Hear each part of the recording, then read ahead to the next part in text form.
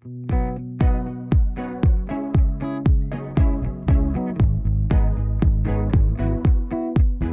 to The Joy Factor, a podcast dedicated to helping you create a path to joyful living each and every day. We're sharing inspiration from real people combined with practical tools you can use to unleash the playful and joyful spirit already inside you.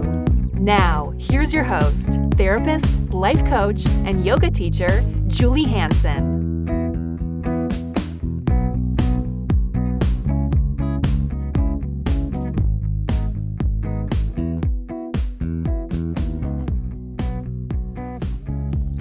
Today's episode may be difficult to hear and a trigger warning for some. The content is designed for a mature audience, so please keep children out of listening range. Also, just a reminder that this podcast is not meant as a substitute for therapy or counseling, but it may provide information you find therapeutic or helpful. For the month of September, the Joy Factor will be dedicated to the topic of exploring the reality of intimate partner violence, ways to help survivors heal, and what communities can do to prevent this epidemic. According to the National Coalition Against Domestic Violence, 20 people per minute are physically abused by their partner. That adds up to more than 10 million women and men per year. In the United States, 3 women are murdered by their current or former male partners every day. On September 8th, 2009, my niece Sina became one of them. Those who knew and loved her would all agree that she would be the first one to help someone who is struggling. Sadly, we were not able to help her when she needed it the most. As only those who've lost loved ones to violence can understand, the depth of despair is unspeakable, and the path to healing is a long, hard one. Giving a voice to those who have been lost, as well as those who have survived, helps. It's a way to find meaning in the midst of something that is completely senseless. Whether you are currently in an abusive relationship or ready to take a stand on behalf of those needing support, thank you. I believe everyone deserves to enjoy their life, and the more we draw attention to those who suffer silently, the more light we can bring to the darkness.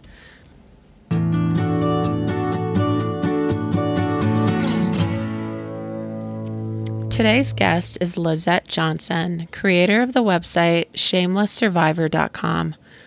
In addition to being a writer, speaker, and consultant, Lisette is also a survivor. This is an excerpt from Shameless Survivor.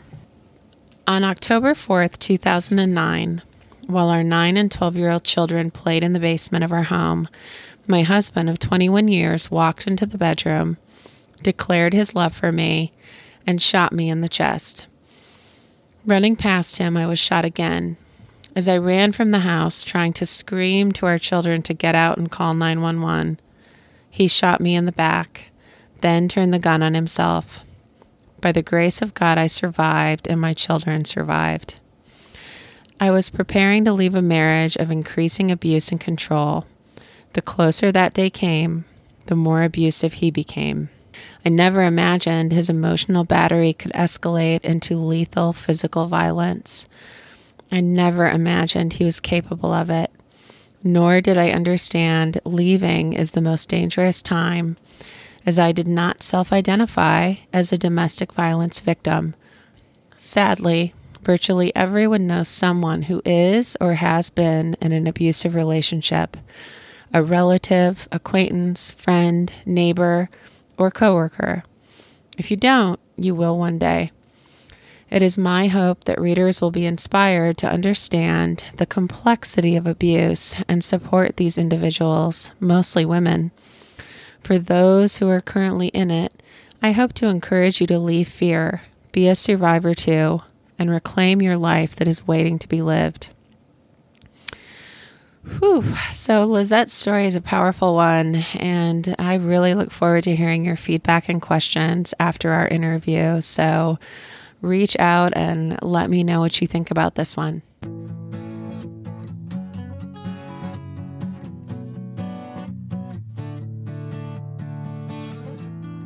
All right. Welcome, Lisette, to the Joy Factor podcast. I'm so glad you're here. And thank you for having me. I'm looking forward to chatting with you.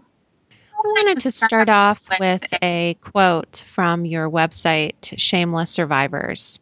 You wrote, "For a split second, I was immensely thankful to my husband, my murderous husband, for having spared me the torture of killing our children before I arrived home that day. This, the twistedness of being thankful to the man who hurts you for not hurting you as much as he's capable of. Being thankful to him for only shooting you instead of your children first, then you. This." How have you grappled with this fact about your husband? Do you still somehow find yourself feeling thankful even in the midst of all that he destroyed? I do. And I really do grapple with it.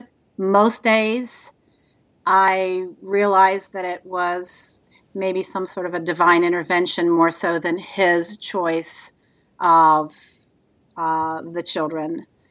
When I read the paper or, catch the news on Facebook or Twitter, it hits home. I mean, I always feel this intense grief. Okay. It's been back and forth over the years, but I realized that very easily that could have been the scenario. I could have come home and the children could have already been killed. And perhaps he could have killed himself and left me to grapple with that too. So I am thankful, maybe not to him so much anymore. Anyone who's been in an abusive relationship realizes the complexity and the moving pieces of the puzzle, and they never really seem to fit in right again. Can you talk a little bit more about how your faith has sustained you?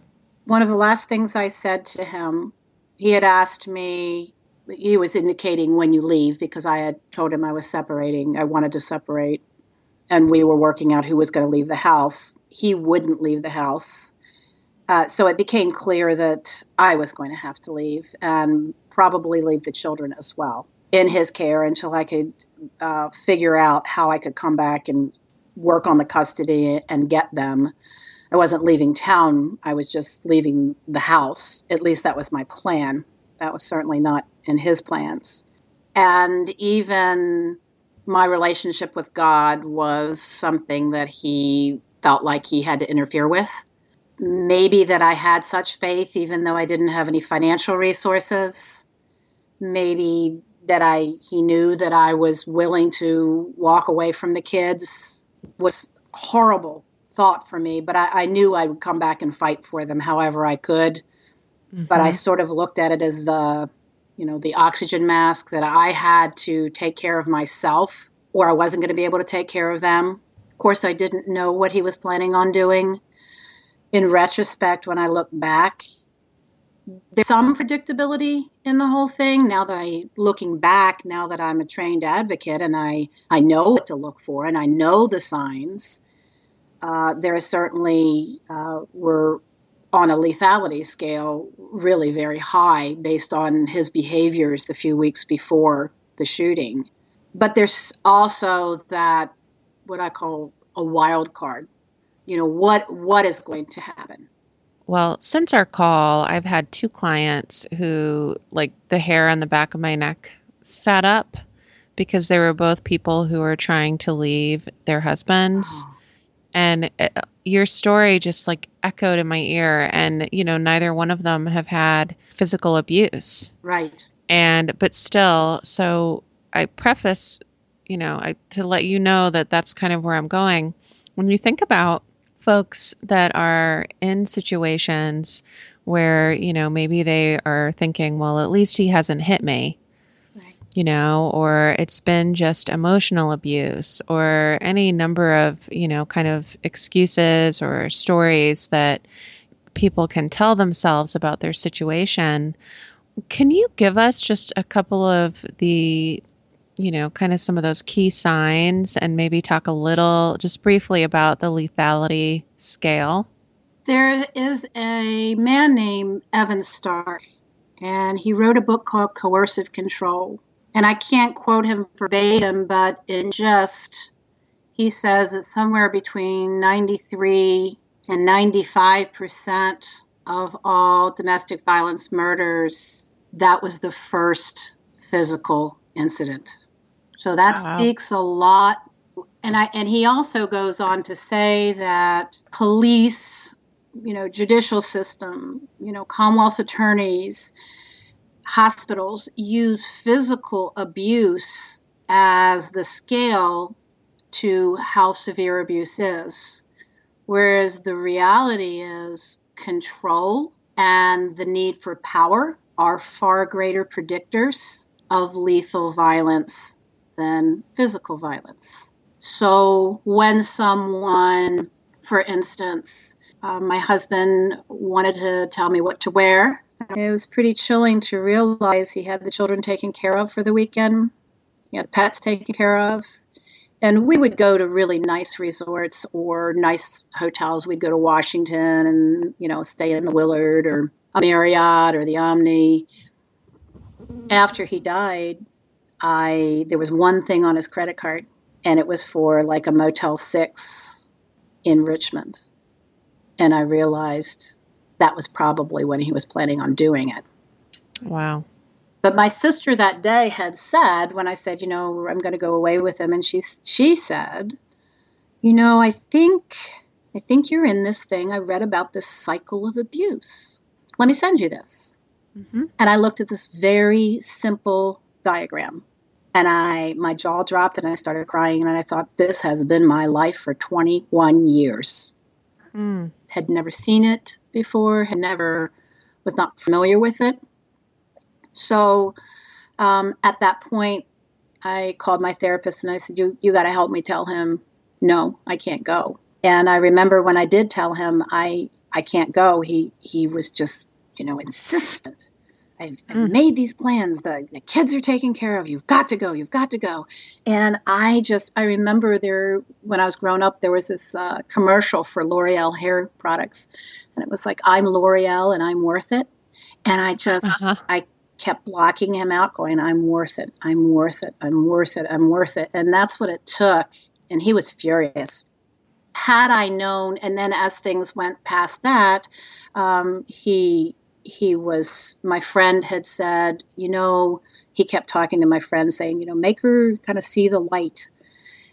And my friend said, it's almost like he's an animal trapped, in a snare. And I said, if he's an animal trapped, I'm an animal trapped, and I'll chew my leg off to get out because I feel that desperate. And 2 days later is when everything went down. Wow. Yeah. And so when I trained to be an advocate, because I felt very strongly that I knew something that other people needed to know. Mm-hmm. Because if I had known it, I would have done so many things differently. I thought when you call a hotline, you're going to a shelter. And if you don't want to go to a shelter, then that's that. I didn't realize that there was safety planning. I didn't realize I needed a safety plan. I had never even heard the term. But while I was in it was a 40-hour advocacy course, they went over the lethality assessment. And that is something that someone named Jackie Campbell had compiled, which basically after years and years and years of research, when I said, these things are, to some extent predictable, after years of research, they realized that most of these murders had many things in common. And so it's a list of approximately 14 items, including, has he ever tried to choke you? Has he threatened to kill you? Because, newsflash, healthy relationships don't go around saying, I could kill you, or I'm going to chop you up in little pieces and nobody will ever find you. And, those sorts of things, I'll put a bullet through your head, which is what I heard, if you try and leave me. Those aren't normal things. And they're not normal, but you hear them and they're stating an intention. They're stating something they've thought about. And so, if he's threatened to kill, if there is substance abuse. And when I was in my advocacy training and that night, I remember looking through the list And like out of, say, 14, 11 of them, I answered positively. Why are law enforcement the only people who know what's on this list? Right. It just blew me away. I can never be sure that what I've shared with somebody saved their life, Mm-hmm.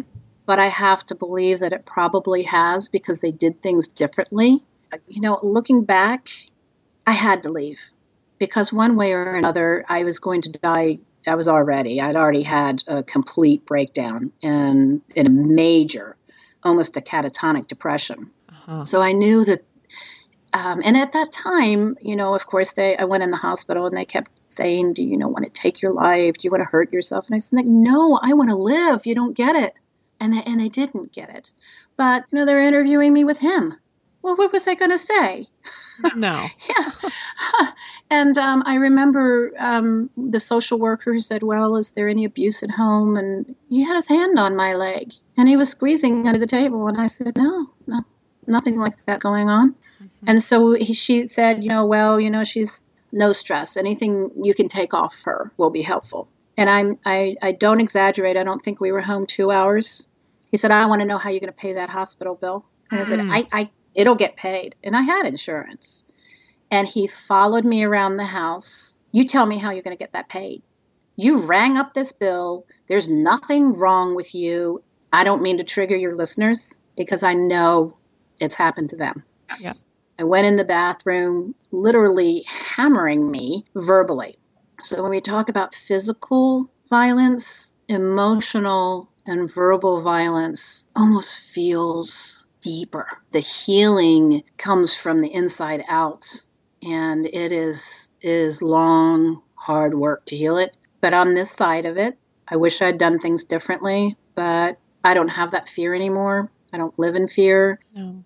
And I'm glad those things are over, that I don't have to deal with them. I mean, obviously, had he not shot me, I would have had to navigate through, sharing the kids with him and trying to mitigate the damage he was doing to them. And even to this day, the damage has been done.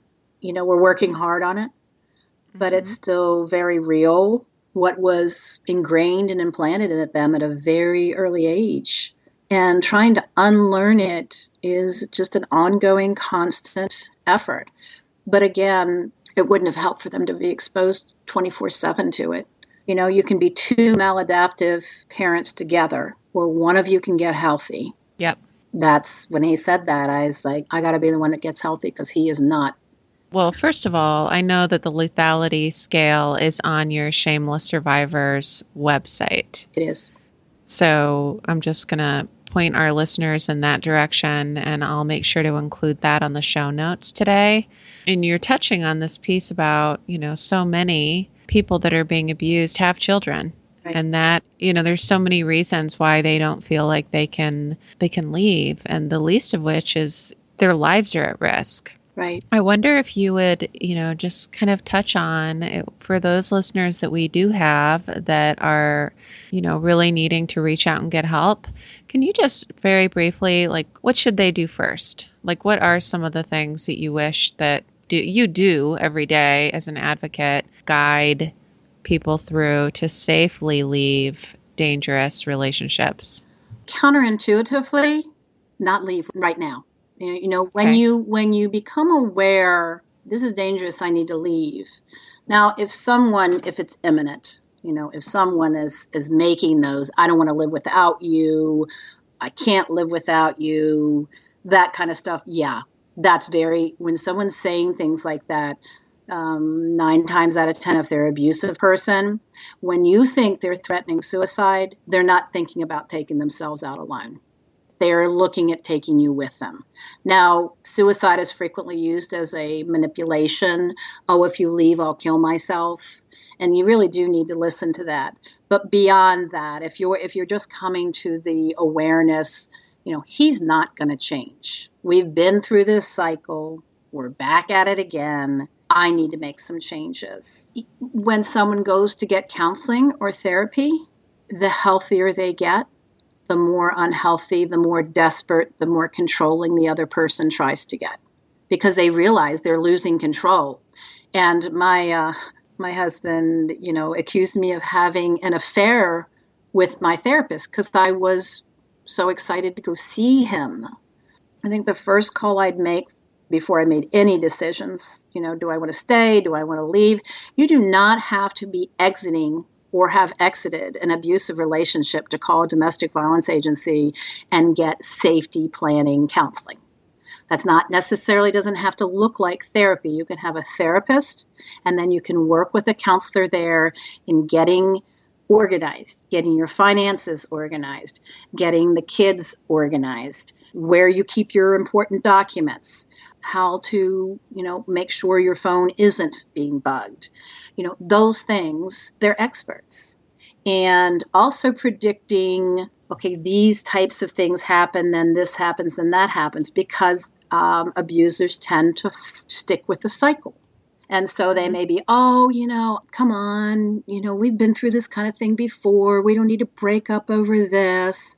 And then if she stays her course, then he starts getting really ugly. I don't need you in my life anyway. And, I had a girlfriend anyway, to try and reel her back in emotionally. And again, just staying the course and remembering, this has been going on. This is a pattern. Just sometimes, though, you have to play the game. Sometimes you can't indicate when you're working with somebody who is highly controlling and very abusive.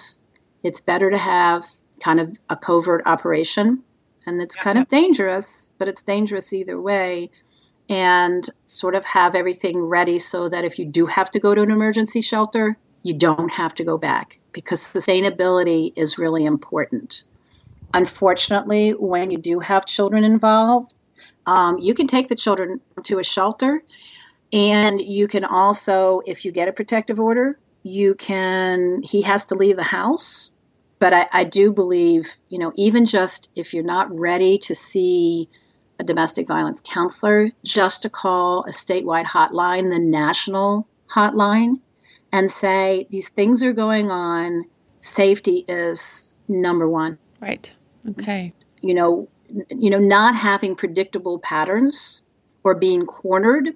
So if it starts to ramp up, actually sort of moving towards an exit door rather than an interior space in the house. Very important. Teaching your children how to call 911 on a cell phone as early as they can. Telling your neighbors, call me at 8 o'clock every night. And if I don't answer, call the police. Yeah. And so you covered a lot of ground there, and kind of one of the main things I pulled from that is just the importance of assembling a team. Yes. And you have to be sort of stealth on that too, because people that I had my inner circle. And beyond that, I didn't know whether people were going to go to him and tell him, oh, she's planning this. And I want, you guys have been, and people did say, you've been together so long. Tell us what's wrong. Tell us what we want to help. And I knew I could not tell them, because it would, number one, they'd never believe me. But number two, I needed to kind of keep it close to my vest. I mean, I really needed to not tell a lot of people what my plans were. And I did understand my safety to that extent. Sometimes you might even tell a family member, loose lips sink ships. I advocated for a woman who had been smothered and was at the hospital, and her best friend was with her. The best friend was texting her boyfriend, oh, she's here, and he tried to smother her. Well, guess what? The boyfriend and the patient's boyfriend were best friends too. So the next thing we get is there's a man out here asking for her, and we literally had to get her out the back door of the hospital, because that particular hospital was in a suburban area and there was no police presence. And here is somebody who really meant well. So again, you have to sort of, who knows who knows who. And it's really important that those people understand that this isn't just unpleasant divorce going on. And most people don't reveal the extent of the abuse that's going on or the control that's going on. Even with their immediate friends, they don't necessarily want to have to explain themselves or their partners. Mm-hmm. You don't know. We don't know people. And we think we do. But there's certainly signs, and certainly the people that are living, one of the the things that I go with, if someone tells me I'm afraid he'll kill me, I take that seriously. If that person's afraid of being killed, they may not be telling me why they're afraid, but we're programmed for fear. The whole process of abuse is desensitizing that fear. But when we tune back into it, we don't always know what to do with it, but it's certainly something to listen to and be paying attention. So certainly safety planning is important. Not everyone can afford the best lawyer, but finding an attorney who has dealt with, highly controlling and abusive relationships before is also helpful. You cannot mediate with these people. There's not going to be, and frequently abusers will ask that. And then you go through this whole long, expensive process to find that they're not going to accept whatever's offered. So it's just really important. My shooting happened while I was trying to gather the retainer for my attorney. A domestic violence agency has resources for attorneys who specialize in this. They can advise whether protective order is something that, you can get, and if nothing else, they can affirm, what you're going through has been, other of our clients have gone through. This is very common in this kind of thing, because I think it's a very isolating thing. And when you're going through it, even though sort of theoretically, other people have gone through it, you feel like you're the only one going through it. And you wonder, how did other people do this? Because nobody's talking about it to the extent I am. Miraculously, they left an abusive spouse. And you don't hear all the details about how that happened or what that looked. And then likewise, when we see on the news, or they don't know what the motive was, or it may have been a domestic dispute. When someone kills someone, I think it's a little bit more than a dispute. Whatever that person was, appeared to be to other people, it's very clear at that point that they weren't what other people thought. But it comes across as this sort of mystery. This thing happened out of the blue. I would like to know, I've got 2 more questions for you. Mm-hmm. What do you think, if you had to kind of pinpoint one thing that you think needs to happen in order to prevent intimate partner violence and domestic homicide? At the get-go, because the vast majority of domestic violence murders are with guns. Certainly people who have demonstrated patterns of violence, have demonstrated, an inability to accept a relationship is ending by things like stalking and harassing and blowing up people's cell phones, they should be prohibited from having guns. That's a big order. That's a tall order. But I certainly think that we can work state by state. And right now, perhaps if they're charged and convicted, they would be prohibited from buying guns. But most states don't prohibit them from maintaining the ones that they have. So certainly a surrender provision. And I've worked for that in Virginia, and we do have that, but it's unfortunately on a permanent protective order, which is 14 days from the initial protective order or the emergency protective order. And typically within 72 hours of the emergency protective order is when most murders happen. But I think also it is a cycle. Children who grow up in violence learn violence. And although they may not be growing up with daddy beating up mommy, when daddy dictates every single thing mommy does, that's what either a girl learns is normal or a boy learns that's my role to control. So I think it needs to start at a very young age. And I also don't want to make it seem hopeless for someone who is exiting a relationship, because there certainly are interventions that can teach healthy relationships to kids who are coming out of households where either verbal or physical violence was going on. But it's obviously harder to teach anew rather than at the beginning. Right. There's a lot of between media and boys aren't allowed to be sensitive. There's a societal expectation for them to be a certain way. Man up and, boys don't cry, and those sorts of expectations aren't healthy. Men and women are very, very similar as far as their emotional spectrum, but boys are taught at a very young age they're not allowed to express that. So they end up expressing anger. So that's a really tall order as well.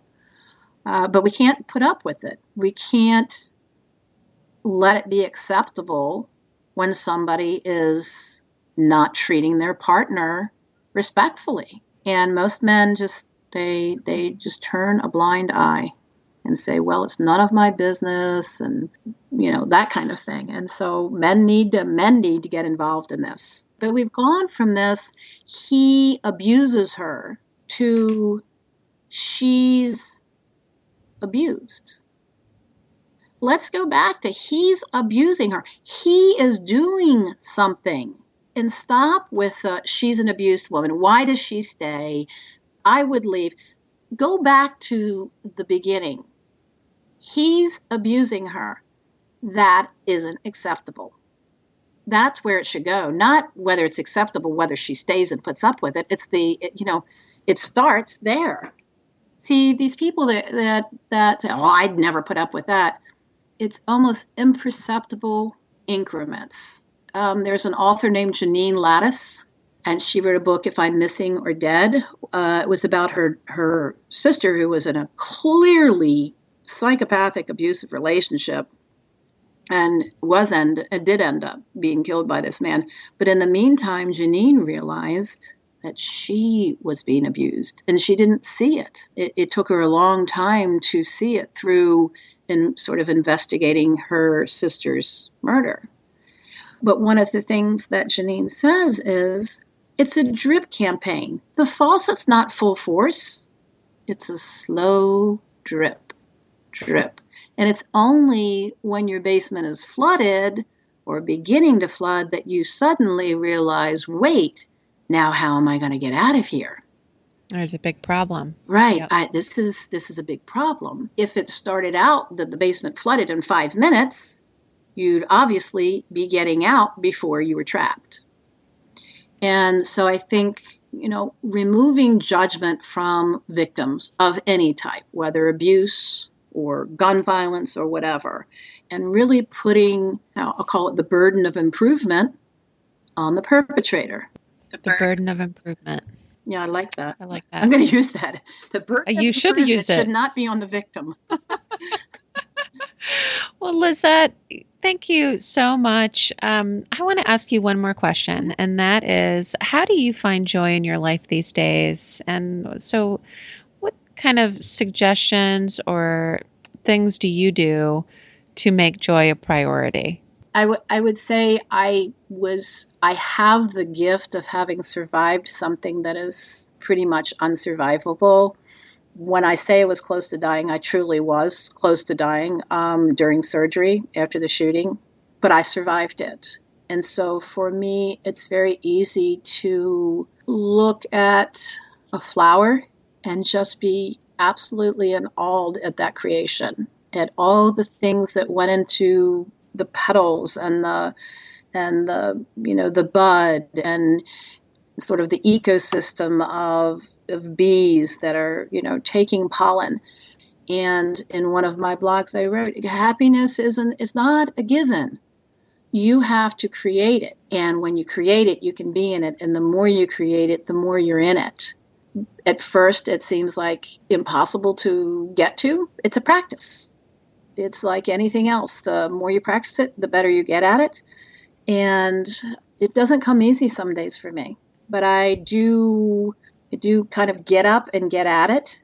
and try and really focus on, today may be the very last one I have.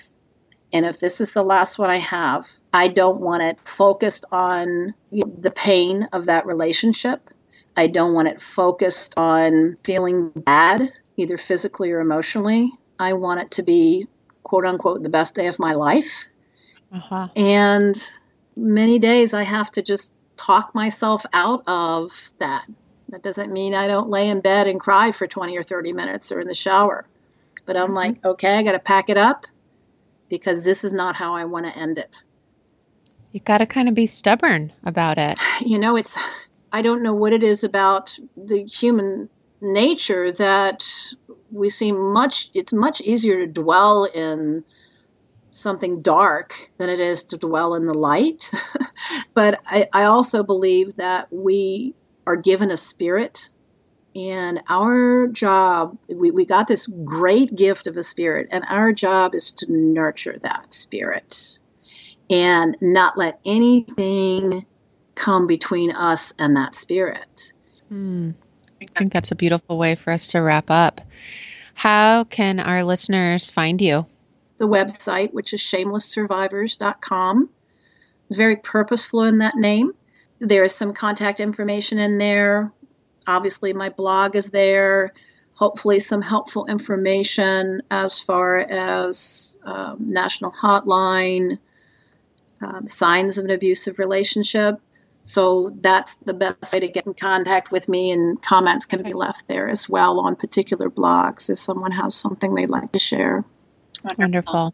Thank you so much for joining me for this. I really enjoyed talking to you. Oh, thank you. I really hope your listeners will get something out of this and hopefully be encouraged that, my worst day now is better than my best day then.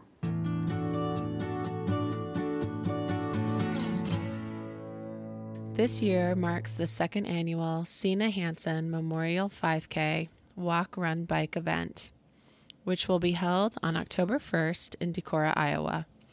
This event is a way to represent hope for other victims and inspire courage in us all to stand up against domestic violence.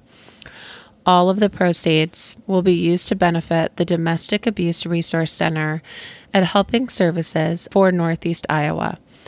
These donations will be used to provide advocacy services as well as needed supplies, gas, food, and other necessities clients may need.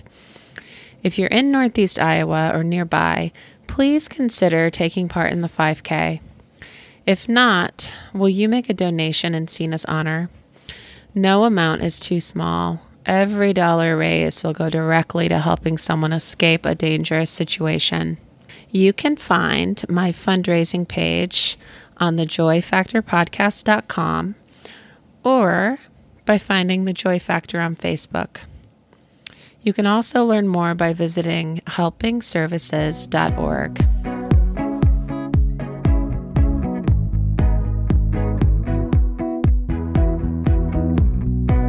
Thank you for listening to The Joy Factor. For more information, visit www.thejoyfactorpodcast.com.